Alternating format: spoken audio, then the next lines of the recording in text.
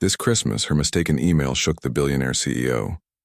There were 3 things Claire Patterson had sworn she would never do in her life: cry in the office bathroom, drink wine alone on a Friday night, and send a ranting email to anyone other than her best friend, Rachel. Rachel, if I have to hear one more time that my work is good but it lacks that something extra, I'm going to start believing that something extra is being born a man or having the right last name. Claire typed furiously, her fingers trembling on the keyboard. 5 years at Harrington Global. 5 years being the one who stayed late. And yet the promotion had gone to Derek, who seemed to think spreadsheets worked like cake recipes. Do you know what he told me today? That I should smile more because nice women go further. Rachel, I manage 3 departments. He barely knows where the copy room is. She took a sip of wine. The apartment was too quiet. Outside, snow had begun to fall over Boston. Everyone had someone. Claire had spreadsheets. Sometimes I wonder if I'm actually not good enough or if I just don't know how to play this stupid game of looking confident while I'm exhausted on the inside. Her eyes burned. She refused to cry. Not again. Today Mr. Harrington walked past me in the hallway like I was part. Derek, who arrived 8 months ago and is already a rising talent. Claire paused and drew a long breath. Her anger was curdling into something worse. Resignation. Maybe I should just accept it. Maybe this is my place, the invisible one, the competent one, the one who holds everything together while other people shine. Merry Christmas to me. She typed Rachel's email address into the to field. At least someone would know how she felt. Claire dropped her phone on the sofa, picked up the wine bottle, and went to the window. The city below glowed, golden lights reflecting on the fresh snow. Families walked arm in arm. Couples laughed as they ducked into restaurants. She was tired, not just physically. It was a tiredness that lived in her bones, in her chest, the kind that comes from Claire frowned. Rachel usually took hours to reply.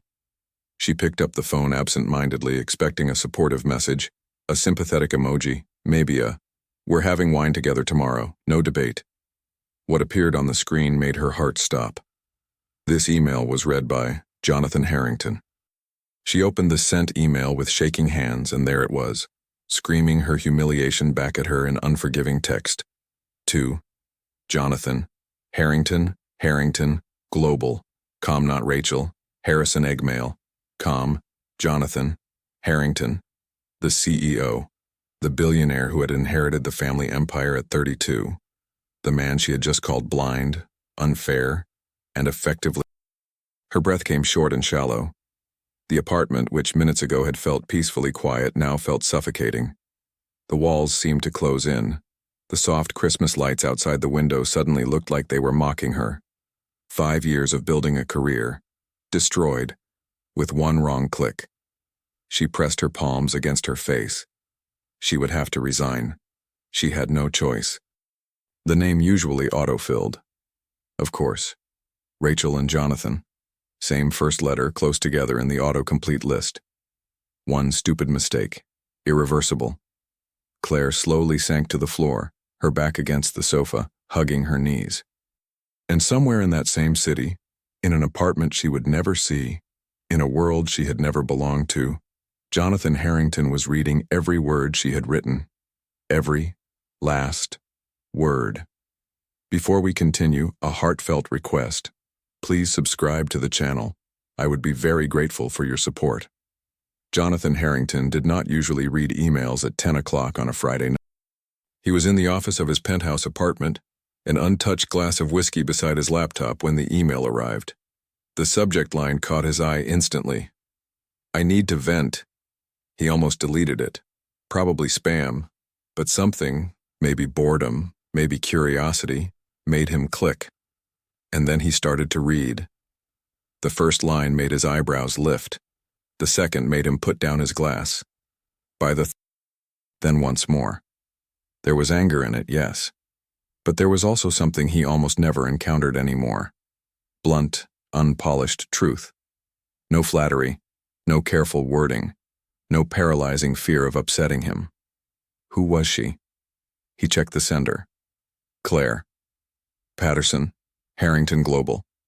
Com. Claire Patterson. He looked her up in the system. Operations. 5 years with the company. Derek Morrison had been promoted that week.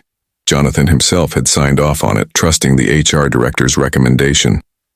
Derek, 8 months at the company. He picked up his phone and called Marcus, his second in command.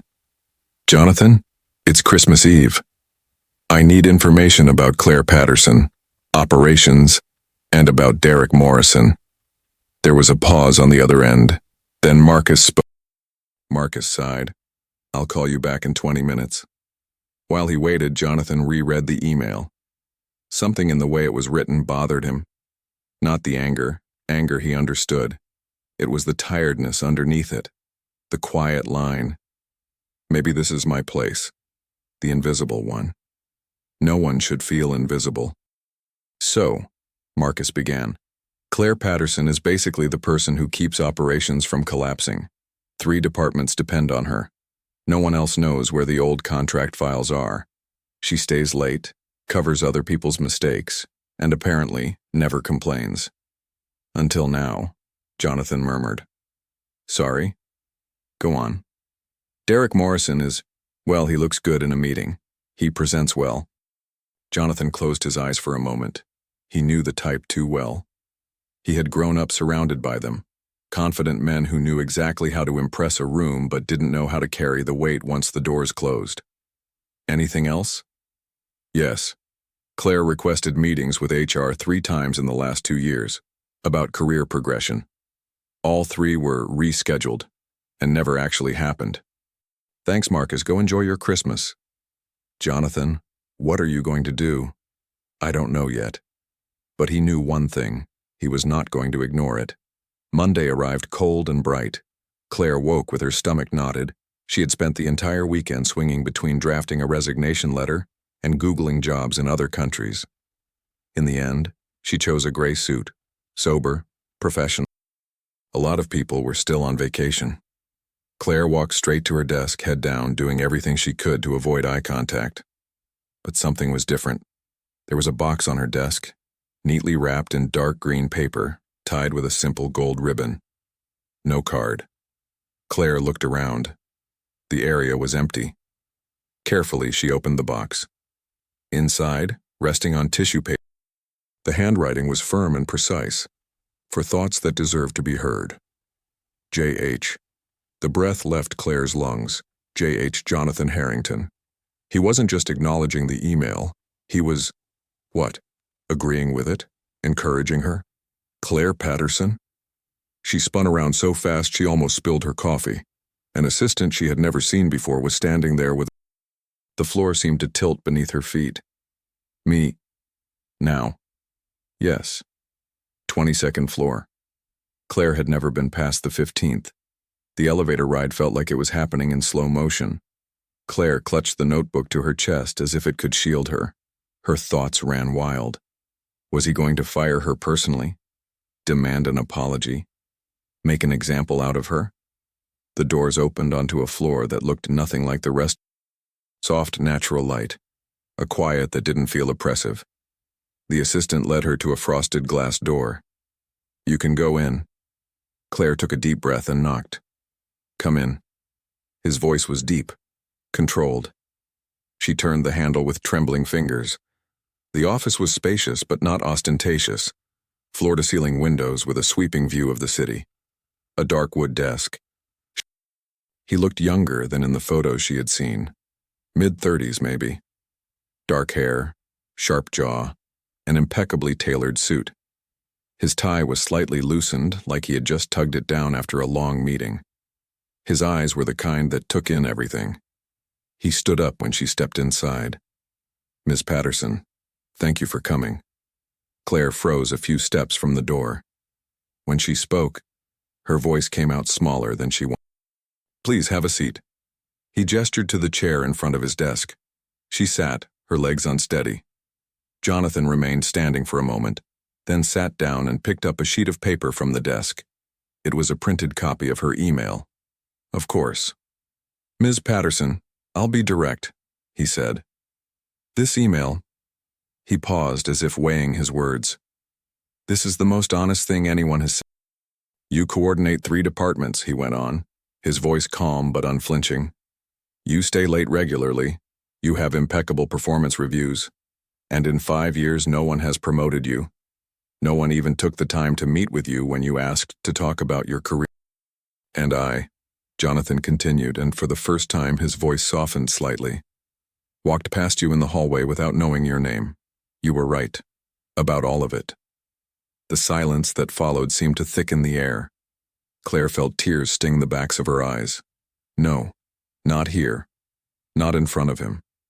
I didn't write that for you, she whispered. She forced herself to look up and meet his eyes. What she found there wasn't pity. It wasn't annoyance. It was respect. I'd like to fix this, Jonathan said. Not with a formal apology or a fruit basket. With real changes. But I need your help to understand where else I've been. Blind. Claire felt something shift in the room. A small, almost imperceptible tilt in the world. You want my help? He held her gaze. No filters. No fear. She should have been terrified. Should have been carefully editing every sentence in her head. But the way he looked at her, like she existed, like her opinion carried weight, did something to the frozen parts inside her. I don't know if I can do that, Claire admitted quietly. Why not? Because, she took a breath. Because I've spent 5 years learning. Then maybe it's time to unlearn that. What began as a meeting turned into something Claire didn't quite have a word for. Jonathan didn't let her go after 30 minutes. He kept asking questions about systems, about people, about decisions, about how things really worked, beyond the polished PowerPoints and filtered reports. And to her own surprise.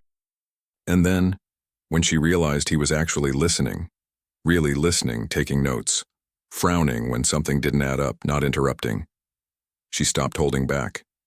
The filing system we use has been broken for about 2 years, she said, her hands moving as she spoke.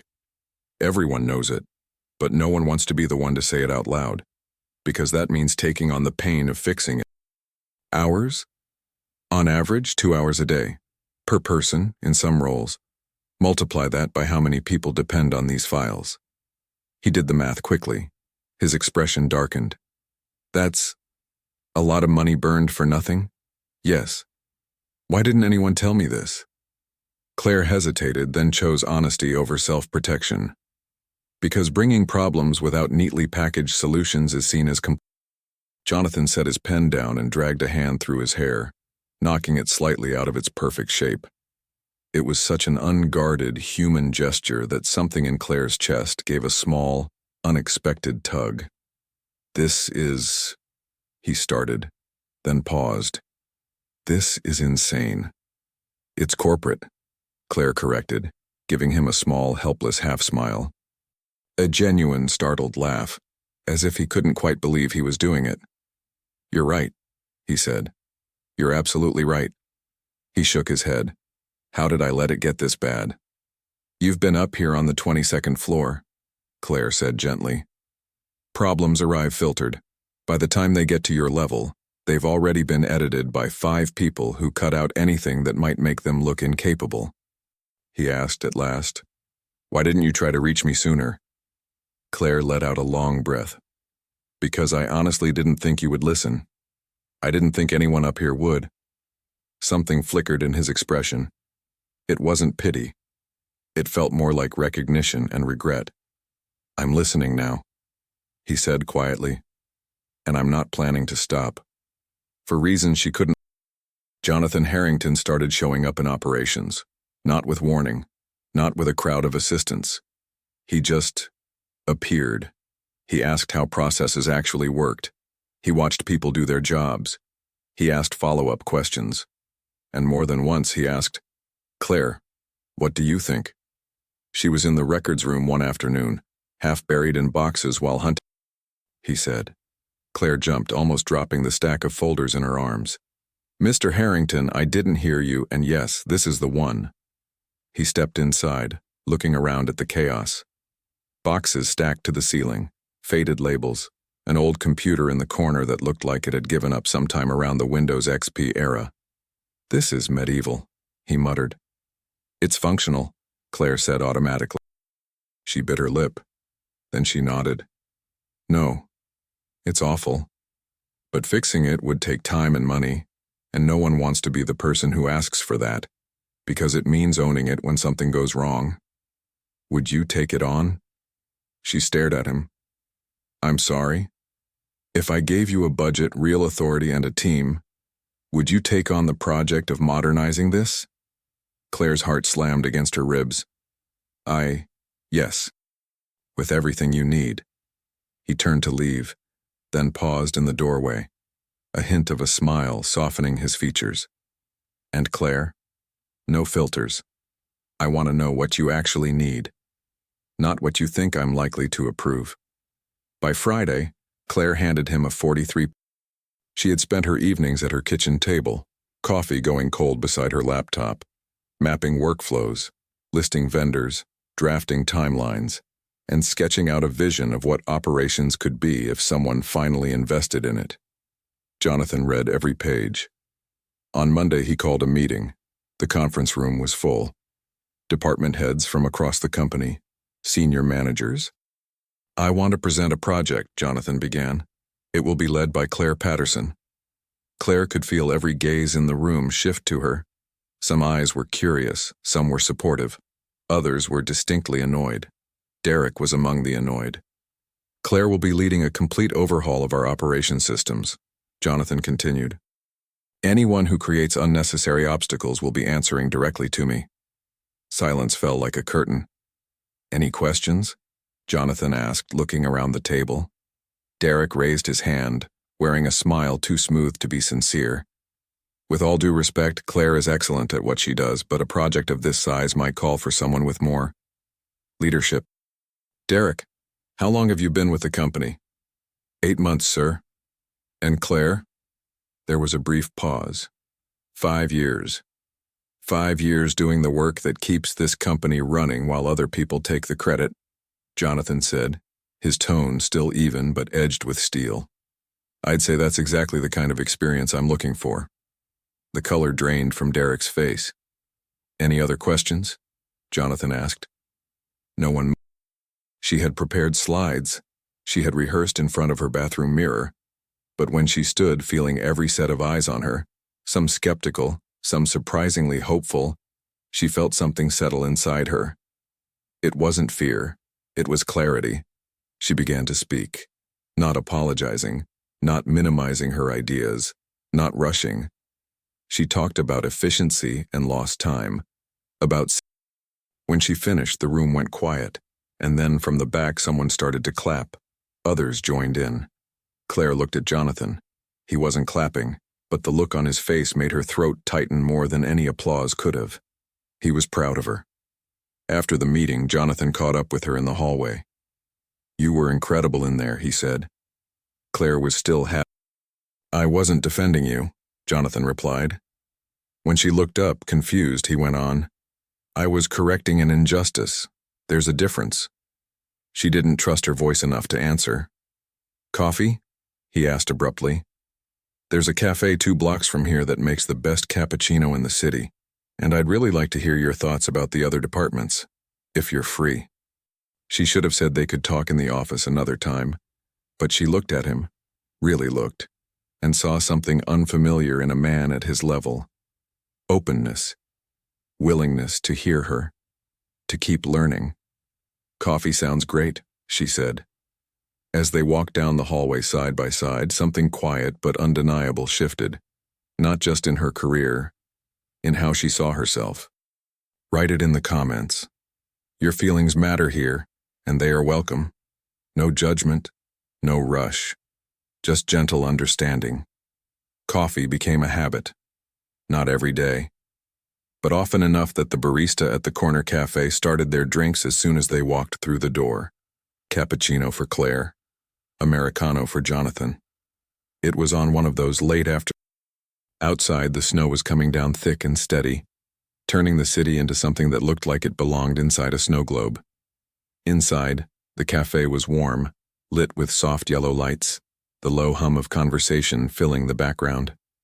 "Can I ask you something?" Claire said suddenly, turning her cup between her hands. "Always. Why did you really do all of this?" It wasn't just because of the email, was it? Jonathan was quiet for a long moment. Then he spoke, more slowly than usual. "When my father died and I took over the company, I was 28, he said. Everyone said I was too young, too inexperienced, not ready." He looked toward the window, watching the snow for a second. "I spent years trying to prove them wrong. I built walls." Claire listened, sensing he wasn't used to saying these things out loud. "And it worked in a way," he went on. "The company grew. The numbers were good. Investors were happy. But He paused, looking for the right words. "I lost touch with why we existed in the first place, and with who made it all work. I became the guy who walked past people without knowing their names." Something tightened in her chest. "You're not the person I described in that email," she said quietly. "Aren't I?" He turned back to her. "You said I was blind. You were right. I was so focused on looking strong that I forgot to be human." The silence that followed wasn't empty. It felt full of unasked questions, of things neither of them quite knew how to say. "And now?" Claire asked. "And that's changed everything." The air between them shifted. Claire couldn't look away.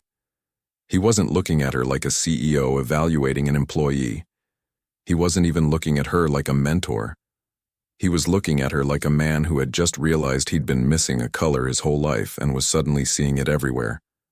"Jonathan," she began, not entirely sure what she wanted to say. He leaned forward. "You say things no one else dares to say to me," he replied. "You question things no one else questions. And you do it with this mix of honesty and humor that—" He shook his head, a small smile tugging at his mouth. "That makes me want to be better." Her throat tightened. No one had ever framed her like that. Not as too much. Not as difficult. But as something that pulled. More assertive, louder, more visible. "You have always been visible," Jonathan said firmly. "I was just looking in the wrong direction." Something deep inside her cracked then. Old layers of self-doubt and the habit of shrinking herself. "I'm afraid," she admitted. Her voice trembled. "Afraid this is temporary. That once the novelty of listening to me wears off, I'll go back to being the invisible." He just set his hand down in the center, palm up, a clear, quiet offer. "I can't promise you I'll never get it wrong," he said. "I'll mess up, I'll miss things, I'll disappoint you sometimes. But I can promise you this. I see you, Claire, and I don't intend to stop seeing you." She looked down at his hand, felt her heart racing. Then slowly, she laid her hand over his. His fingers curled around hers, warm, "And that terrifies me just as much." He smiled then, not the controlled corporate smile people saw in magazines, but something open and warm, vulnerable even. "Then we'll be terrified together," he said. Eventually, the cafe began its closing rituals. Lights dimmed, chairs were turned upside down on tables. The barista wiped the counter. The world was softened, quiet, streetlights casting warm halos over the white sidewalks. The street was nearly empty. "Can I drive you home?" Jonathan asked. Claire almost said yes. It would have been the easy answer, the safe one. But she paused and listened to the part of her that had been quiet for too long. "Actually," she said, "I'd like to walk. The snow's beautiful." He glanced around at the swirl. Her smile was all the answer he needed. They walked side by side, their steps slow, not really heading anywhere in a hurry. Snowflakes landed on her hair, gathered on the shoulders of his coat. Their breath rose in soft white clouds that met in the cold air. "You know what's funny? And in the end, the quietest thing I did, an email I didn't even mean for you to see, is what changed everything." Jonathan let out a soft laugh. "Sometimes the most honest things we say are the ones we never meant to." They stopped at a crossing. The light was red, but there were no cars. Claire turned to him. Snowflakes had caught in her hair and on her eyelashes. Her cheeks were pink from the cold. Thank you. Jonathan took a step closer. There were only inches between them now. Claire, there's something I need to say, he told her. Her heartbeat stuttered. What is it? This thing between us? He hesitated, choosing his words. It's not just gratitude. It's not just professional respect. It's more than that. For me, at least. Her breath caught. For me, too. I know it's complicated, he said. I'm your boss. Please stop talking, she said, with a nervous, determined little smile. Before fear could talk her out of it, before either of them could rationalize reasons to step back, Claire leaned in and kissed him. The kiss was soft at first, careful, cold lips warming against each other. For half a second, Jonathan went still, surprised. Then his hand came up to cradle her cheek. Cars passed at the end of the block. Somewhere a light changed from red to green. But in that small pocket of the world, under the yellow glow of an old street lamp, time slowed for Claire. She felt seen. She felt like enough. She felt, unexpectedly, like she was exactly where she was supposed to be. When they finally broke apart, Jonathan rested his forehead against her. You overdid it, she whispered back, laughing softly. Someone had to take the first step. He opened his eyes, and the way he looked at her made a shiver run all the way down her spine. I don't want this to feel like a mistake for you, he said quietly. I don't want you to feel pressured into anything because of who I am. Jonathan Harrington, Claire said. This is the first thing in a very long time that I'm doing just because I want to. His smile deepened into something she was already starting to recognize, and leaned toward. Then let's do this properly, he said. No hiding, no shame. If we're going to do this, let's do it honestly. Honestly, Claire agreed. And there, with snow settling around their feet and a city wrapped in Christmas, the next Christmas arrived faster than Claire would have believed possible. Every so often, she still caught herself half expecting to wake up and discover it had all been a strangely detailed dream. The email, the notebook, the project. Jonathan sitting across from her in cafes, the kiss in the snow. But then she would open her eyes and see the leather notebook on her nightstand, its pages now not in some dramatic, movie-perfect way, but in small, steady steps. The modernization project reshaped the company. The hallways that once echoed with tight schedules and tired footsteps now had a different feel. People laughed more.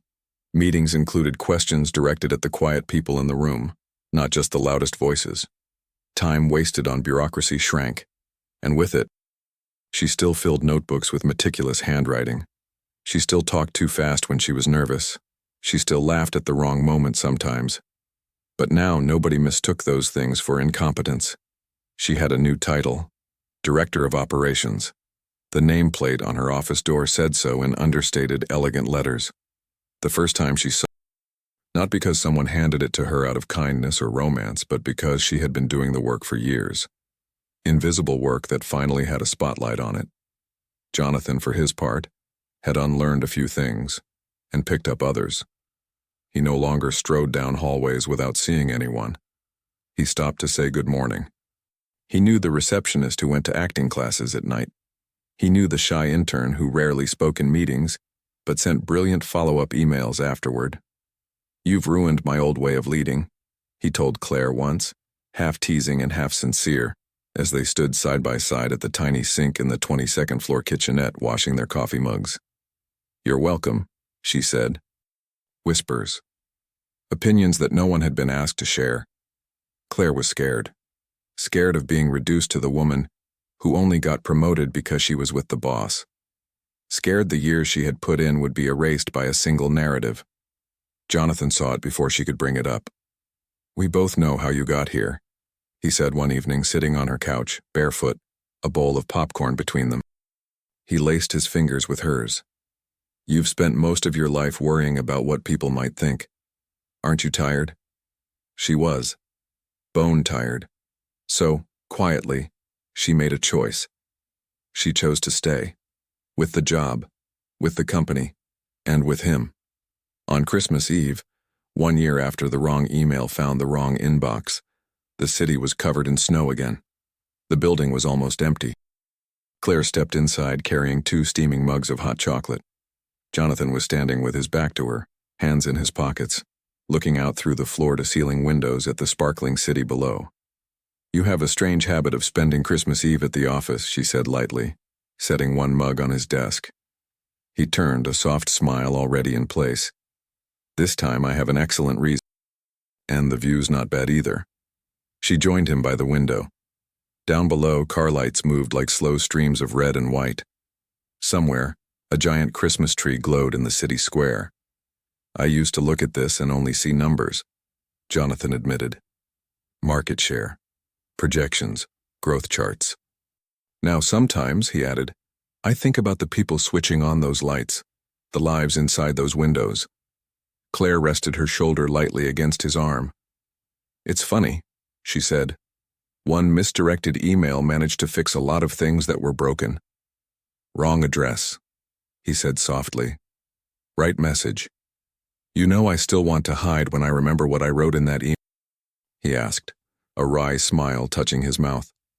"That was one of the most uncomfortable lines I've ever read." "Sorry," she said automatically. "It was also one of the most necessary," he replied. They fell into a comfortable silence. Down below, the lights of the square blinked on a little brighter as a crowd gathered around the giant tree. "If you could go back to that night, John..." The panic. That sinking feeling that she had destroyed everything she'd worked for. She thought about sitting on the floor by her sofa, arms locked around her knees, certain she'd have to disappear. Then she thought about the notebook on her desk. The project. The people in operations whose workdays were easier now. The meeting. The cafe. The first snow. The kiss. "Yes," she said at last. Jonathan laughed and gently leaned his forehead against hers, a gesture that had become second nature between them. "I think you underestimate the power of all caps," he said. "I think you underestimate the power of a good spell checker." They stayed like that for a while, breathing in sync, watching the city in front of them. Then Jonathan stepped back slightly, just far enough to look straight into her eyes. She raised an eyebrow. "Only one thing?" "One big thing," he clarified. He set his mug down on the desk. Then he reached into his jacket pocket and pulled out a small object, wrapped in plain paper and tied with a red ribbon. "Merry Christmas," he said. She took it, eyeing it suspiciously. "If this is a new project..." Claire undid the ribbon and unfolded the paper carefully, as if the moment itself might tear if she moved too fast. Inside was a small silver pendant, a tiny envelope, polished and delicate, catching the light. She held it between her fingers and felt the cool metal. "It's an envelope," she said. "It is." "Subtle," she teased, but her voice was already softer. "You sent an... I thought it might be good to have something to remind you that your voice, even when it's shaking, changes things." Claire drew in a slow breath. Tears blurred the city lights. "Jonathan, if you don't like it, we can change the chain or pick something completely." "I love it," she interrupted, her voice thick. "I spent a long time believing I had to make myself smaller to fit into other people's lives," she said as she fastened the chain around her neck with unsteady fingers. "This little envelope feels like a reminder that I'm allowed to exist at my full size." "You're not just allowed," Jonathan said, moving closer. "You're meant to. And if I ever do anything that makes you forget that, you have my..." "Careful," she warned. "No filters." "Please," he said. "Especially then." They stood there, watching their reflections in the glass, 2 silhouettes side by side, with the entire city glowing at their feet. And in that quiet reflection, Claire finally understood something she had been circling around all year, for most of her life. But here, with the weight of a tiny pendant resting against her collarbone, she realized what true repair actually looked like. It was being included in decisions that affected her work. It was having her time and energy respected. It was hearing, "You're right," and knowing it wasn't a rare exception. It was being allowed to make mistakes without feeling like one misstep would erase everything. Jonathan did exactly that night without grand gestures. Just a simple, honest question. Do you have any idea how many things are still standing because of you? He asked softly. And I don't just mean this company. She turned her head to look at him. In his eyes she saw admiration, affection, and a tenderness that reached places inside her she hadn't realized were still aching. What's that? My courage. He smiled, that same, unexpectedly boyish smile that still gave her a small knot in her stomach. It's always been there, he said. I was just lucky enough to be around when you decided to use it. Outside, snow began to fall again, big lazy flakes drifting down as if they had nowhere urgent to be. Claire rested her head on his shoulder. The world outside looked like a painting. For the first time in many Christmases, she didn't feel like something was missing. She didn't need a perfect story, or a grand performance, or a fairy tale ending. What she had was something else. She had recognition. She had a place.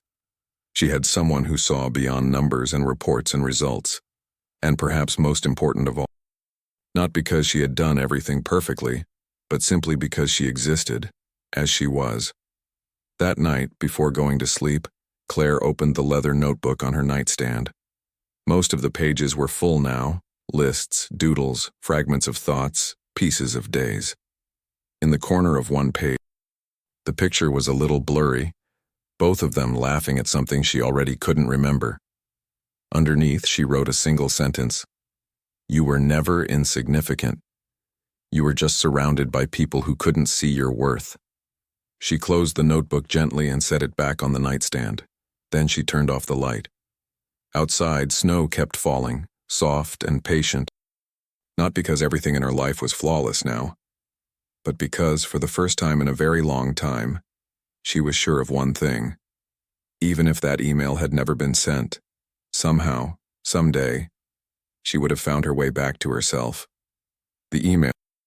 And she drifted off to sleep with the deep settling calm of someone who knows, all the way down to her bones, that she is seen, she is cherished, and she is enough, exactly as she is. If this story moved you, subscribe now to help more women find these stories and so you don't miss the next ones. Also, leave a comment telling me where you're listening from.